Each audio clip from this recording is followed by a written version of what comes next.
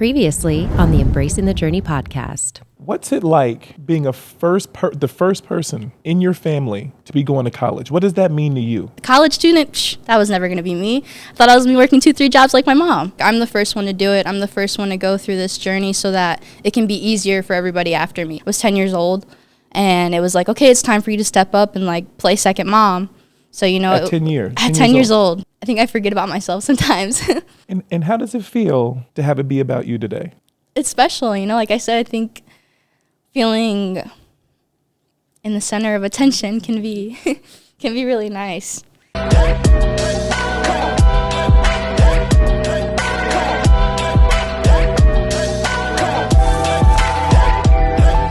Hey everybody, my name is Norris Frederick, and I'm going to welcome you guys to the Embracing the Journey podcast.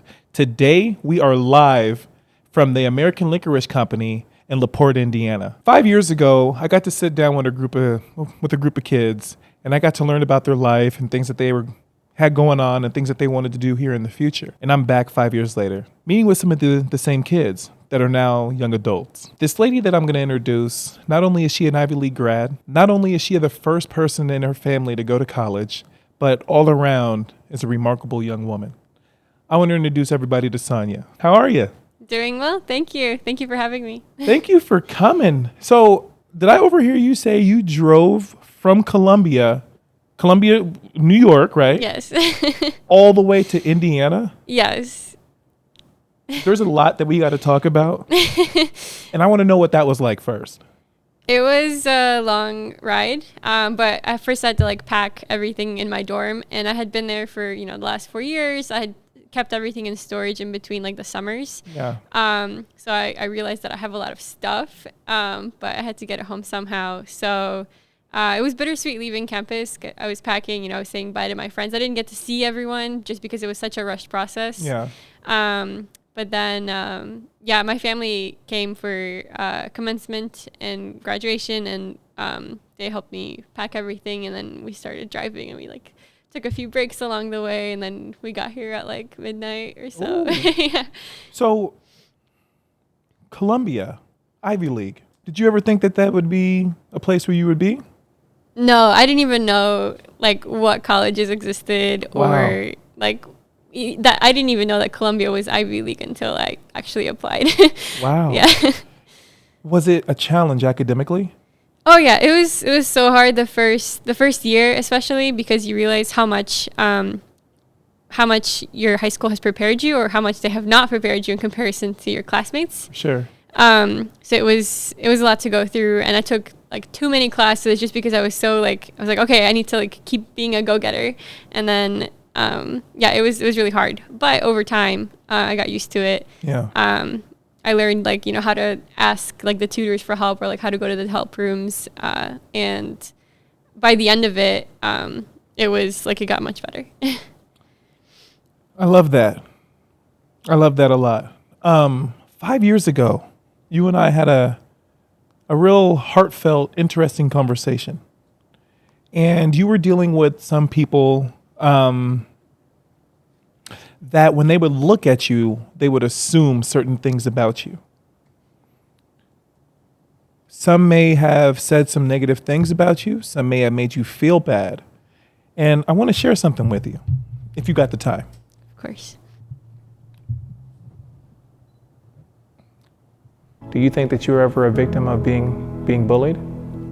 I think sometimes when people don't know you, they tend to judge a book by its cover. Yeah. And I wouldn't expect anyone to do that without knowing who I am or what I do. Do you remember that? Yes, yeah. How did you feel rewatching it 5 years later? I wouldn't really say refreshing, but it's humbling to know that you might have had a lot of people assume something about you, but despite all of those assumptions or people's expectations, whether they were good expectations or bad expectations, you've survived for 5 years, and you're doing fine, right? You're still alive. Fine. Yeah. Fine is making it to class. Fine is getting your homework done on time. Yeah. You're not fine. You went to an Ivy League university and graduated. Let's try that sentence over again. You're right. I'm doing great. And I Love met a that. lot of great people who have like, you know, supported me and have encouraged me and have given me like, you know, all the respect. And I've made really like great friends who countered everything that has been said in the past. So I remember sitting down and you had this light about you that assured me that everything was going to be okay. And seeing you here 5 years later, graduating from college, first person in your family to do so, lived, you know, away from home for the first time in your life. And you still have this like really mature and like wholesome like energy about you. When you know, growing up as a kid, right? Like you hear about the Harvards, you hear about the Yales, you hear about the Columbias and the Browns and, you know, things like that. And you got to experience that firsthand despite everything that you had to go through to get to where you are. When was the last time, and be honest, when was the last time you looked in the mirror and told yourself that you're proud of you? that's a really great question. I think like it was even now that you've graduated college, right? The expectation is that you need to like go find a job. That was a really stressful process for me because like it's really hard to find a job and you have to go through a lot of like interviews and like there's so many steps in between that like fly you out, you like meet people and then they'll end up saying no. So it can be challenging. You know, you think to yourself like, oh, I've gone through all of this, but like, yet I still can't get a job.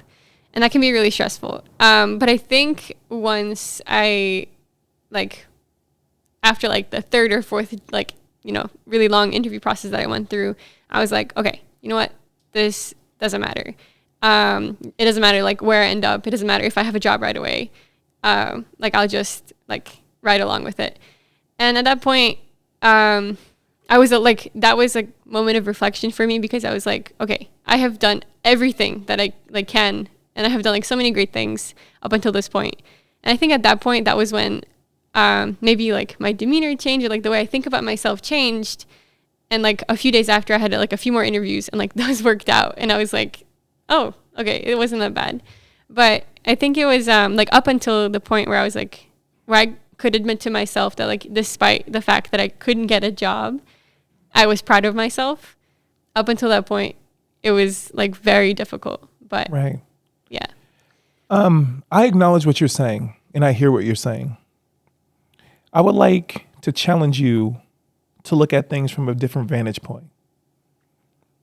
You're not getting the jobs that aren't meant for you to have, right?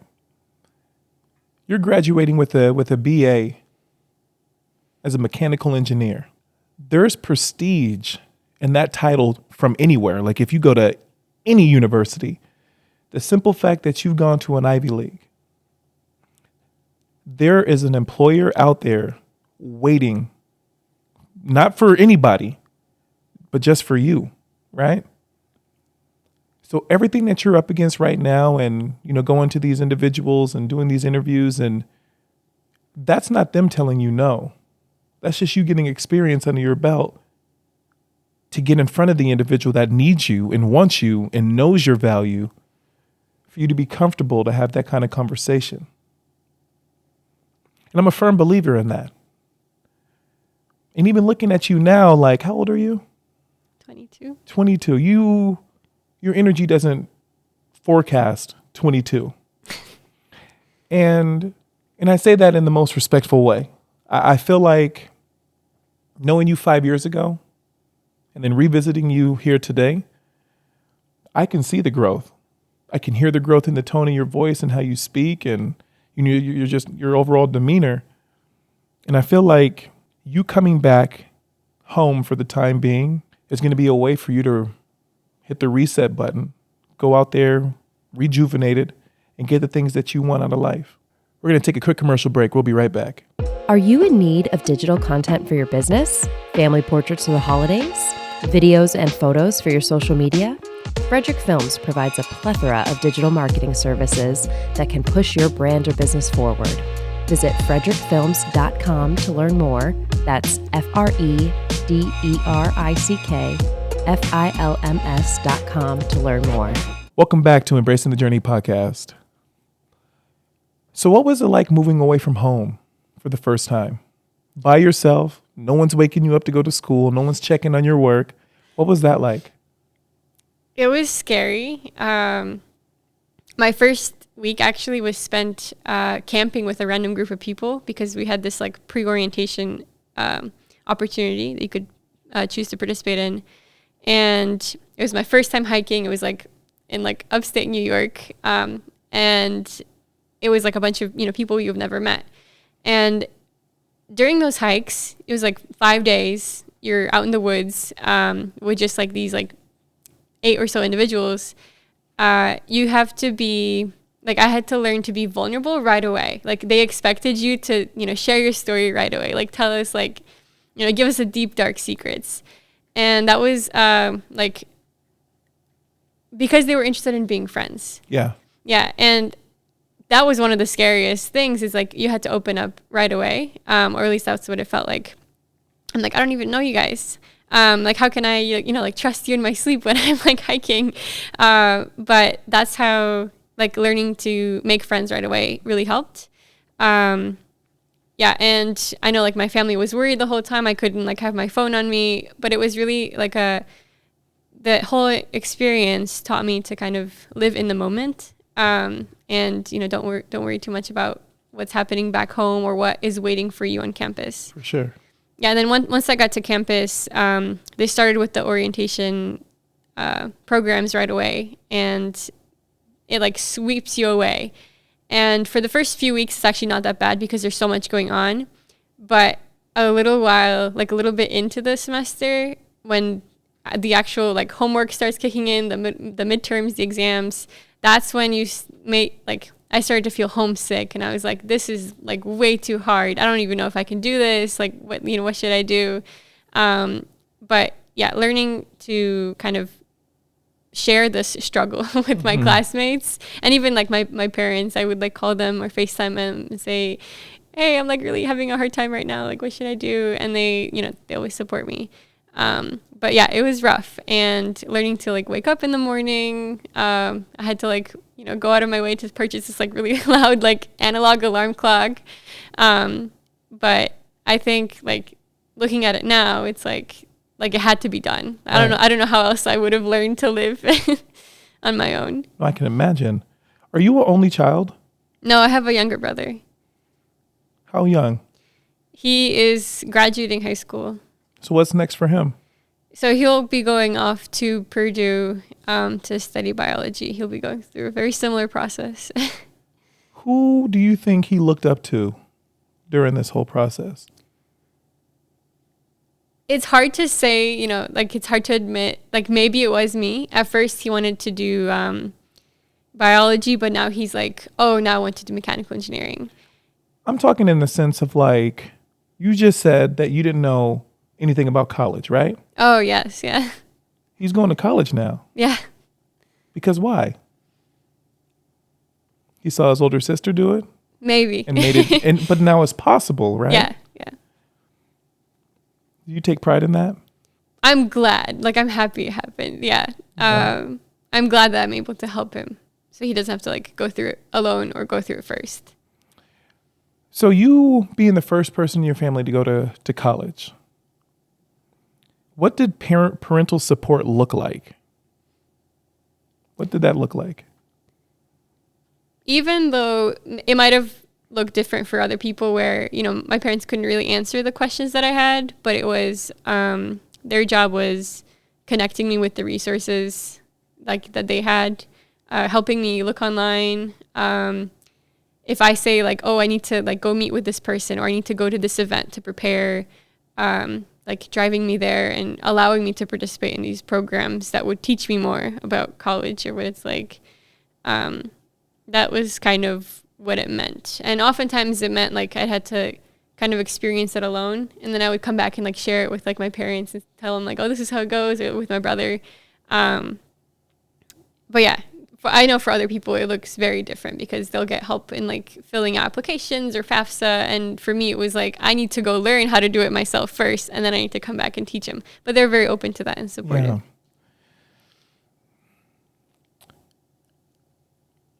When you look at yourself and everything that you've accomplished, do you give yourself the proper credit that you put this hard work in, you made these sacrifices, you got the resources behind you and the help behind you to go from high school to be the first person in your family to go to college? Do you feel like you've given yourself enough credit? I think so. It was a whole village, you know, it took a whole village to get me to where I am today. But I do acknowledge that, like, maybe if I hadn't tried as hard or if I hadn't like shown as much interest, it might have not happened. So I was inspired by a lot of people, and I was encouraged by a lot of people and helped by so many people. So, you know, it's not just me. I just kind of like went along for the ride. Yeah. That response highlights the fact that you are selfless. And as much as one in your position would love to take all the credit, you're constantly uplifting the people that have helped you. Or, in my experience, not letting the light on you shine as bright as it could, but also saying, like, my experiences may have been different than others. That's a very mature way to go about that. Your younger brother, is looking at his older sister move mountains. And I say that in a sense that there are thousands, hundreds of thousands maybe, hundreds of thousands of people that apply to colleges all over the world at any given time throughout the year. And you have managed to go to one of the most prestigious universities on the face of this planet and graduate. And you've taken the time out of your day to come back to a project that was a part of your life 5 years ago to share your experiences and the things that you've had to overcome to be where you are. So when people ask and people say, oh, you know, well, I'm humble, I think you're like the actual true definition as to what that word actually means. Because you could take up most of the space in the room by just telling your story. And then the icing on the cake is, oh, well, I also, you know, graduated from this university as well. And then the conversation's kind of done. I don't know how most people will respond. But the fact that you hold that energy within inside of you, knowing what it is that you've come from, that is inspiring within itself. I don't know what it is, but over the past 5 years, I've watched our Embrace video thousands of times, just so I can remember where I've come from. And sitting down with you guys today, this is probably one of the most humbling times I've ever had in my life, because I was 45 minutes of your life 5 years ago. And watching you guys come back 5 years later, I can't help but to have some joy in my heart to be a part of like something so great by watching you flourish. So I guess the question that I want to ask you is what is Embrace? What did this project mean to you? I think back when we first did the project, I had met like so many different people who like shared similar stories with me. And to me, it meant like, you know, we should be like, we can do it, right? It was like a pat on the back. Like we can like embrace all of our struggles. We can embrace all of the good parts of us too. And like whatever is waiting ahead for us, we can do it, whatever we want. I think now it means like it's like more of like a comforting hug. it's like you did it. It's not over yet by far, but it's like you've been doing such a great job. Yeah. Keep going, I think in general terms, that's the way I'm understanding it. Have you rewatched the video that was created? Actually, a few weeks before graduation, I was wearing my Embrace Your Punch hat. And a few of my peers were asking, what is that? What is that from? And I had to explain to them, and they were like, oh, we must see this video now. And I'm like, oh, you guys don't, you don't want to do that. And then they're like, no, we have to. And so I pulled it up, and it was kind of I had not seen it until then. So I watched it with them. And so it was very interesting, the reactions that I got. And at the same time, I was remembering, how I felt and what it, the kind of the place that I was at during that time. And I'm like, wow, that was not too long ago, but also it feels like forever ago. Right. And at the same time, my peers were like, we didn't know you came from this background. And I was like, well, yeah. And these were some of the people who, I interacted with, and they helped shape who I am today. And so I did watch it, just by chance, a month ago or so. And it was very I had to take a step back and just think and let it sink for a minute. You played a very important role in that video, because a lot of people were speaking from experiences that were a challenge, a very, very big challenge for even adults at your guys' age. And just like now, your demeanor never changed. Your attitude never changed. Your outlook and the way that you articulated things, it never changed. So there was something about you 5 years ago that I looked at and was like, I wonder what she's going to do with life. I wonder what she's going to do. Not what life is going to do to you, but what you were going to do to life. That was the thought process that I was having, because it doesn't take long to even have a 30-second conversation with you to know that you're going to be okay. And there's this nest of comfort with talking to you that it slows down my heart rate, where I feel settled and I feel comfortable, and I feel that it's okay to be vulnerable.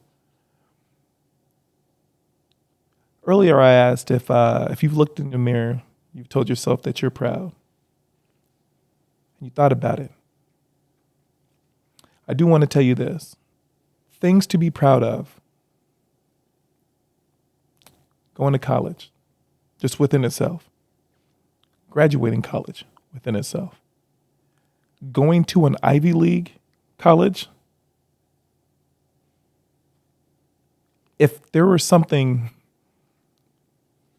to be celebrated today, tomorrow, the next day, and the year after, and the year after that, it's the fact that you committed to something for 4 years, despite how complicated and difficult midterms were, how hard finals were, how much of a challenge it was when you were homesick and you just wanted to be home.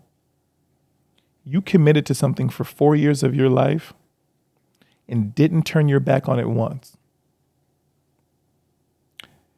That is not the norm for most people. If you were anyone else, I would say, Sanja, I'm sorry that you can't find a job. But I'm going to say this respectfully. I'm not sorry at all.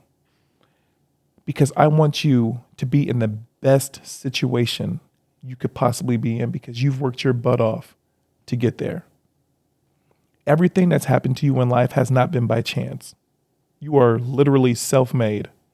And I think that you should recognize that and you should acknowledge it. You gotten to where you are because before, humbly, you were like, I was just here for the ride. No. We can all take the ride. But there's actually processes and steps and sacrifice that go along with that ride. You may have just lived through those moments and saw it for what it was, and you may not think that it's pivotal to talk about it now, but the people that are watching this podcast, they need to understand what that looks like. The first person in your entire family to go to college, you weren't here for the ride. You were in the driver's seat, and people were just coming in and putting gas in your car, being like, hey, let us just help a tiny bit.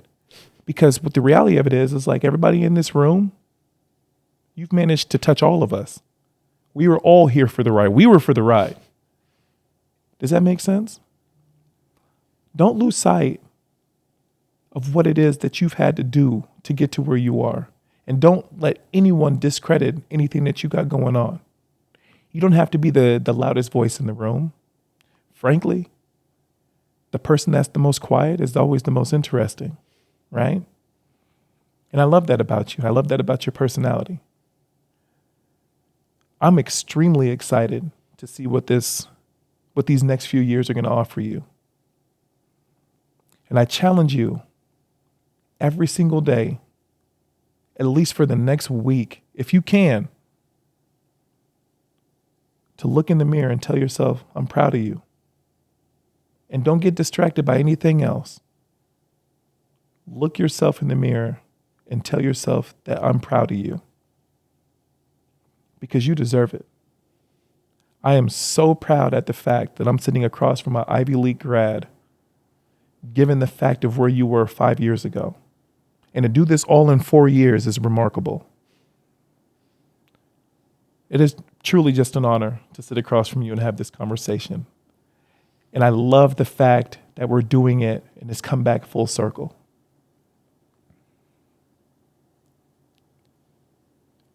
I can't say it enough, but I feel like just looking at you, I can see that this destiny that you're after, you're going to hit this with the hardest punch that it's ever felt. And whatever you choose to do with your degree, I think you're going to be a complete force to be reckoned with. And you should love that. That's Always. Kind of you. Thank you. The thing is like,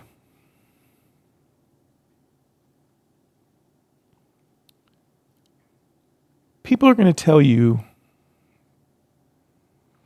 all these things that make them feel good. I always knew you were going to do it, right? Like, no, that it's not a surprise. You've always been bright. I think you're going to hear that often.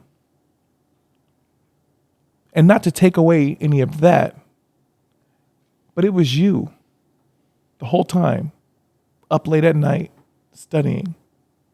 Weekends sacrificed because you wanted to make sure that whatever it is that you were going to do was secured. And I think that you should acknowledge that. Yeah, when people tell you, like, it'll be okay, it won't be okay if I don't try to make it okay. Right. And a lot of times that's not something that's visible to everyone else. But yeah. I rewatched the video on the plane because I wanted to understand what it meant to have a conversation again with someone from 5 years ago. And I had all these like points that I wanted to bring up, but sitting in front of you, I feel like it just wouldn't do what I wanted it to do. So I want to ask you a very interesting question. You went to this university for 4 years. You lived in New York City, out of all the places in the world to live. The hustle and bustle. Are you from a big city? What was it like to maneuver a city by yourself when you're not from a big city itself? What was that experience like for you? Like, what was that like? It was scary, but it was also very exciting. yeah, I'm not from a big city at all. Like I was born in a little village with like sand, not like roads. So it's very different. And then here I've grown up in the suburbs. And then going into New York, I thought it would be, I've been to Chicago, I'm around Chicago. No, it's completely different. But I think it's really exciting. Above all, it's challenging. You have to learn, public transportation. You have to like be on the lookout at all times. You have to carry pepper spray all the time. And it's dangerous. You have to learn like where the good spots are. But at the same time, it's very exciting because there's a lot of people like on those same sidewalks, and you can overhear their conversations, and they're all leading just very interesting lives. And there's a lot of like different things going in New York. There's a lot of people looking for, like you said, it's the hustle and the bustle. So people are determined. So I feel like while I was very far away from home, I felt like sort of at home because I was around people who were sprinting to do something. For sure. What would be a piece of advice for someone that's growing up the way that you've grown up and want to achieve the level of success that you currently are achieving? What would you tell them? Ooh, that's a hard question. I think the number one advice is to, hang on. There's a lot of times when you can just make the choice of like giving up, or you can, you might get lost in like what you're trying to do. It might take years to accomplish what you're trying to do, but it's really important to like hang on to whatever your beliefs are, hang on to whatever you want to achieve when it gets tough. And there's like a lot of steps that you have to complete in between. Just hang on and just like take the next step. Yeah. Because if you never take the first step, then you can't get there. And if you don't take the next step, you still can't get there. So everything is just made of like little steps you have to take.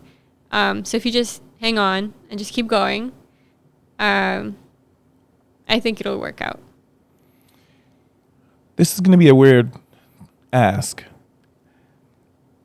but I would love for you to look into the camera, maybe this one right over my shoulder, and say something to your future self. So, future Sanja, I hope that you make choices that you're proud of, or you can be proud of. And I hope you never forget to look back every once in a while and remember where you came from, and just do your best. Hang on, one step at a time. And you got this. I love it. Thank you so much for coming out today. Thank you for having me. It's Always. a pleasure. I want to thank you guys for tuning in. Embracing the Journey podcast is thriving. We are here. We're trying to put this message out there. I'm so happy that I was able to connect with these individuals, and they're onto some great things. So I want to thank you guys again for tuning in, and we'll see you soon.